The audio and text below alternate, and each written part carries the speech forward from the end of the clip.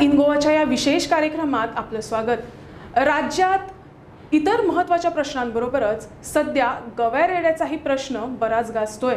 सध्या या गव्या रेड्याला विलनसारखा पोर्ट्रेट केला जातोय आणि यामध्ये प्रशासनाबरोबरच वन खात्याची भूमिका कशा पद्धतीने आहे या संपूर्ण गोष्टीवर चर्चा करण्यासाठी आपल्याबरोबर आहेत अनिल पाटील।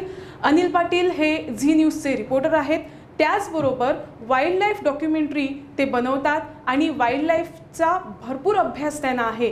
प्राण्यांचा बिहेवियर कसा असतो ह्या सगळ्या गोष्टींचा त्यांनी बारकाईने अभ्यास केलेला आहे आणि याच प्रश्नावरती आज आम्ही चर्चा करणार आहोत। सर धन्यवाद, तुम्ही आमच्या स्टुडिओमध्ये आलात। सर्वप्रथम तुम्ही एवढे डॉक्युमेंटरीज केलेले आहेत, नक्कीच गवा रेडा पण त्यातला एक भाग असेल। मुळात ह्या संपूर्ण घटनेकडे तुम्ही कशा पद्धतीने बघतात?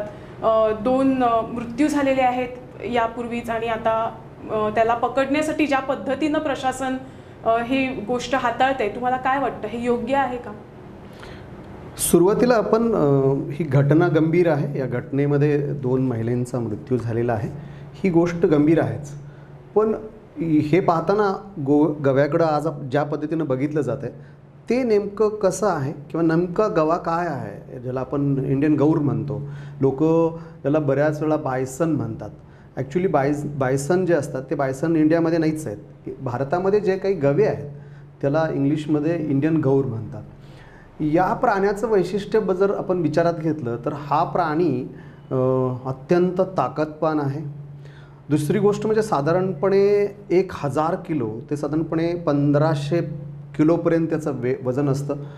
इतका वेट दणकट असतो आणि ते जे काही दणकटपण आहे, तो जो त्याचं जे ताकद आहे ती सगळी त्याच्या मसल्समधून बाहेर दिसते। त्यामुळे तो दिसायला इतका देखणा आणि इतका ताकदवान असा आहे।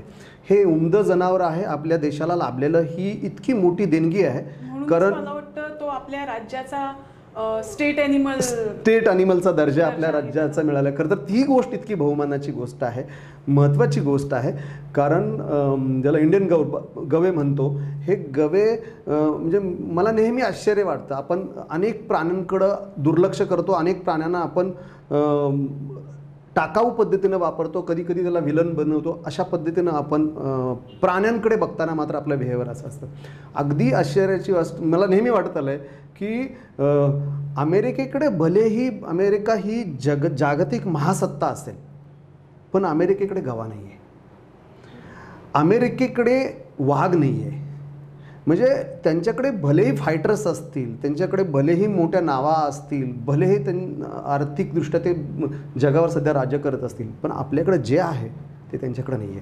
त्या दृष्टिकोनातून जर या प्राण्यांकडे आपण बघितलं तर हे प्राणी किती महत्त्वाचे आहेत, हे प्राणी किती आपल्या दृष्टीने आपल्याला मिळालेली एक देणगी आहे, त्या दृष्टीने याच्याकडे बघितलं पाहिजे। समृद्ध असा आपला वारसा आहे। वेस्टर्न घाट तर हा हिमालयापेक्षा म्हणजे आपण ज्या भागामध्ये राहतो, म्हणजे मला नेहमी वाटतं की गोव्यात राहणं हे किती प्रतिष्ठेचं आहे।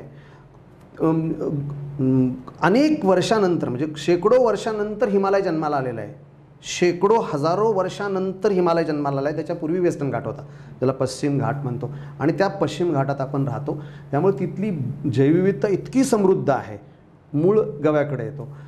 गवा जसा ताकदवान प्राणी आहे, प्रचंड शक्तिशाली प्राणी आहे, तितकाच तो भित्र आहे, तितकाच तो लाजाळू आहे। पण युजली त्याला भित्रा म्हणून गोव्यात तसं बघितलं नाही जात, कारण गवा म्हटलं की एक भीती निर्माण होते प्रत्येकाच्या मनात। मी जवळजवळ वेस्टर्न घाटामध्ये भरपूर वेळेला शूटिंग करायच्या निमित्तानं त्यांचं काही डॉक्युमेंटेशन करायच्या दृष्टिकोनातून प्रयत्न केलेले आहेत। मग अगदी ते उत्तर भारतामध्ये पण त्यासाठी प्रयत्न केले आहेत। तर गव्याचं वैशिष्ट्य असं की गव्याचं जे नाक आहे ते खूप सेन्सिटिव्ह आहे। गवा साधारणपणे 1 किलोमीटर आपल्या टेरिटरीमध्ये कोण आहे, आपल्या पूर्ण टेरिटरीमध्ये किती प्राणी आहेत, किती बाकीचे हे आहेत, याचं त्याला भान असतं। त्यामुळं गवा आपल्याला वाटतो की तो खूप ताकदवान आहे आणि तो प्रत्येक वेळेला तुम्हाला येऊन धडक देणारच, असं अजिबात नाही। तो खरोखरच इतका भित्र आहे, त्याला जेवढी ताकद निसर्गाने दिलेली आहे तितकाच त्याला भित्रा करून ठेवलेला आहे, तितकाच तो लाजाळू आहे। त्यामुळं आणि त्याचं दुसरं वैशिष्ट्य असं की तो तितकाच शांत आहे। म्हणजे गवे साधारणपणे तुम्हाला अर्धा किलोमीटर जरी दिसले तरी तुम्ही भाग्यवान आहात. आता तुम्ही बहुतेक लोक म्हणतील की या आमच्याकडे आणि बघा चला दाखवतो मी तुम्हाला. आणि ज्या पद्धतीनं हे सुरू आहे ते हे खूप चूक आहे. बांदीपूरमध्ये बेसिकली गवा हा त्याला जर कळलं की आपल्या परिसरात माणसांचा वावर होतोय तर तो येणार नाही.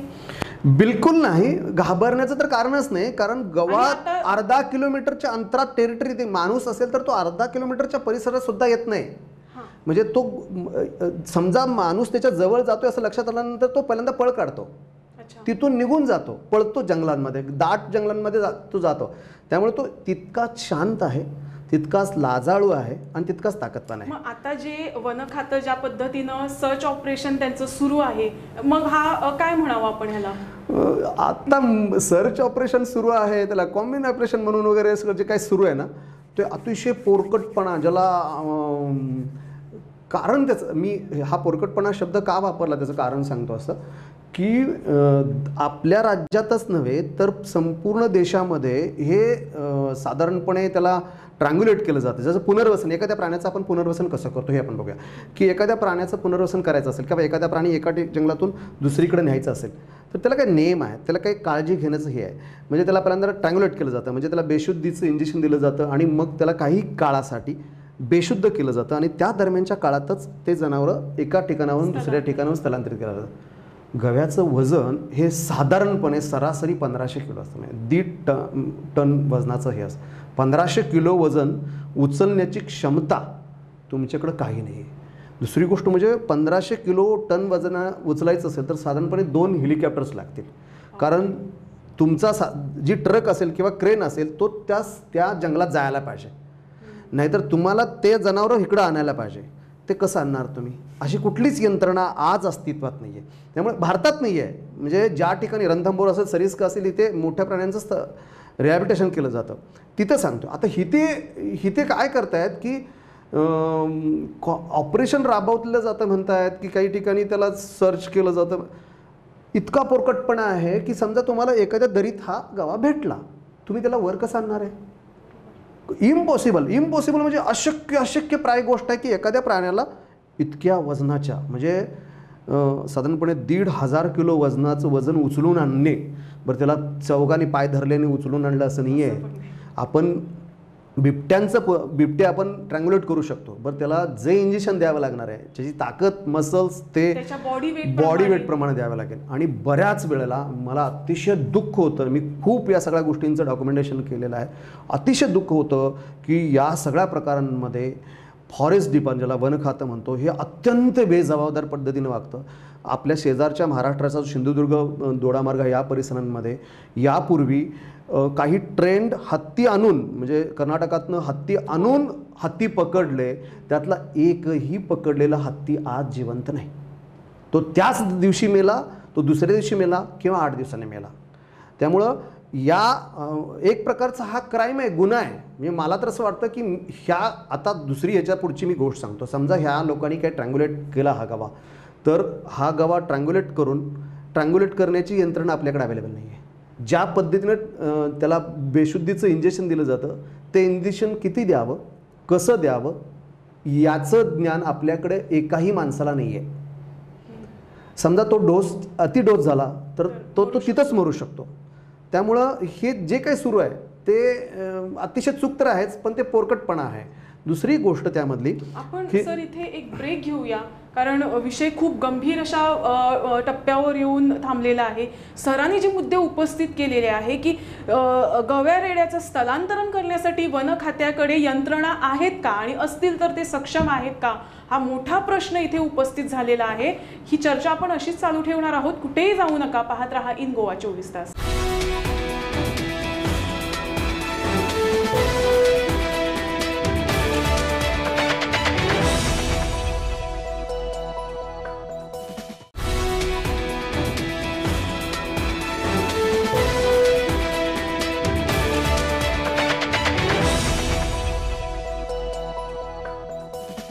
ब्रेक नंतर आपलं पुन्हा एकदा स्वागत.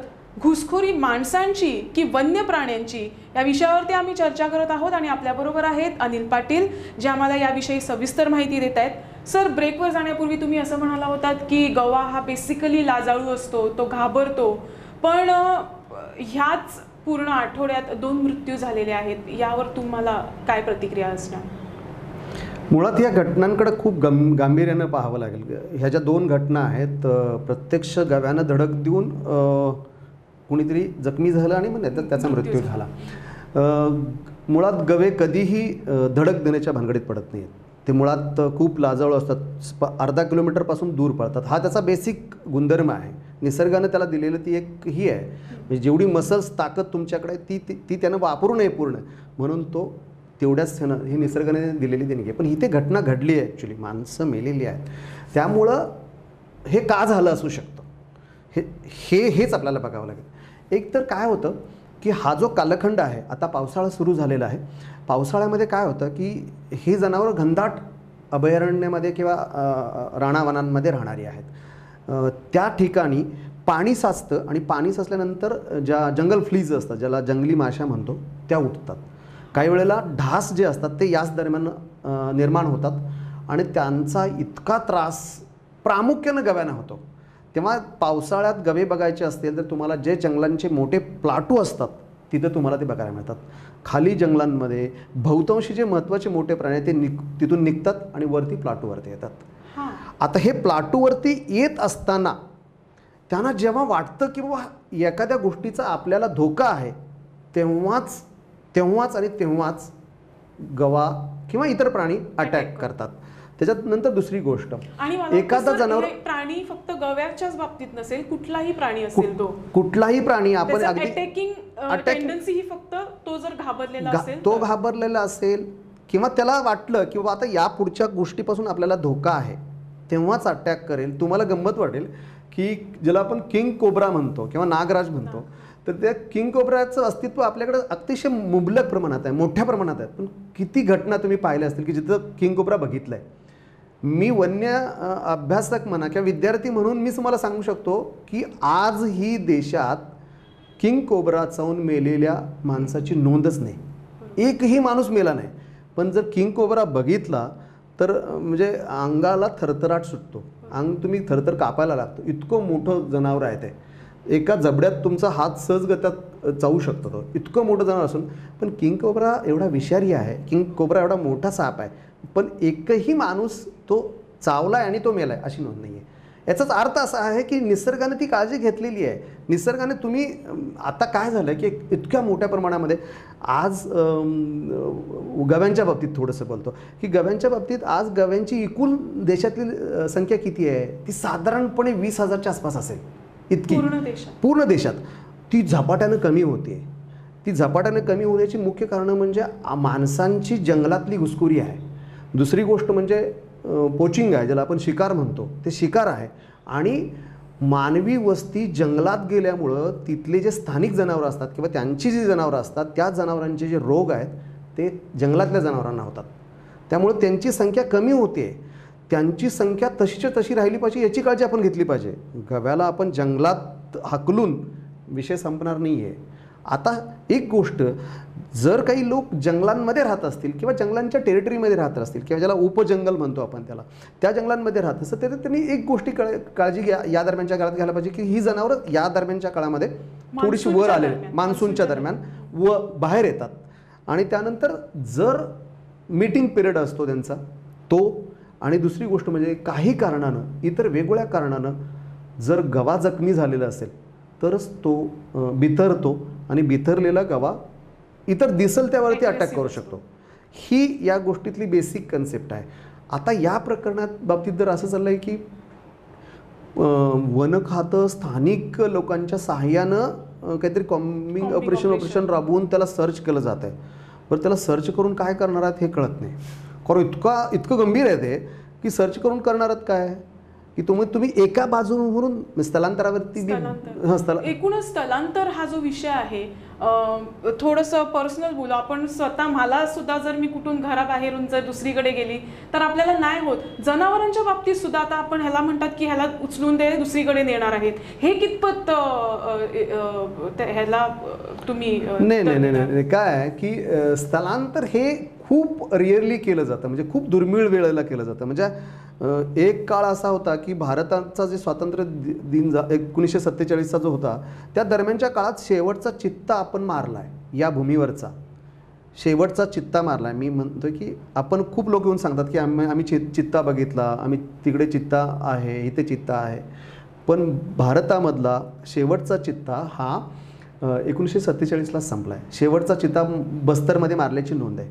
म्हणजे आपण इतकं उमदं जनावरं आपण आपल्या देशातलं एकेकाळी 1910 साली 1901 साली 40,000च्या आसपास चित्ते होते आपल्या देशात, आणि 1947ला आपल्या देशामध्ये शेवटचा चित्ता मारला. म्हणजे आपण आपल्या बायोडायव्हर्सिटीची किंवा आपल्या समृद्धतेची आपण कशा पद्धतीनं ऱ्हास करत चाललो आहे त्याचं एक उदाहरण आहे. सर, इथे आपण एक ब्रेक घेऊया. सरांनी सुरुवातीलाच म्हटलं होतं की ज्या गोष्टी अमेरिकेत आहेत त्या इथे ऑब्व्हियसली नाही आहेत, पण जी वनसंपत्तीसारखी समृद्ध अशी गोष्ट आपल्याकडे आहेत ती आम्ही कशी नष्ट करत चाललो आहोत हे सरांनी आम्हाला सविस्तर सांगितलेलं आहे. स्थलांतर हे नेमकं काय असतं आणि ते एका जनावराच्या बाबतीत, खास करून वन्य प्राण्याच्या बाबतीत जर घडलं तर काय होऊ शकतं हे आपण जाणून घेणार आहोत, मात्र अल्पशा विश्रांतीनंतर.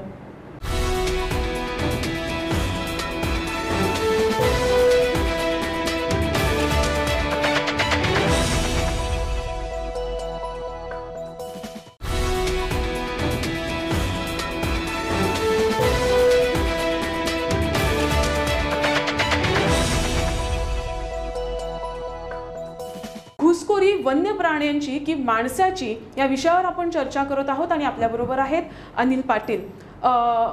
जनावरांच्या बाबतीत स्थलांतरण जर झालं तर काय काय होऊ शकतं, कारण आपल्या गोव्याचा इतिहास आहे. मागे हत्तींचा हैदोस म्हणून आम्ही भरपूर बातम्या दिलेल्या आहेत, हत्तींना पण त्यांचं स्थलांतरण केलेलं आहे. सो त्याच्यानंतर त्यांचं काय झालं हे आम्हाला माहिती नाही, तुम्ही चांगल्या पद्धतीने सांगू शकता.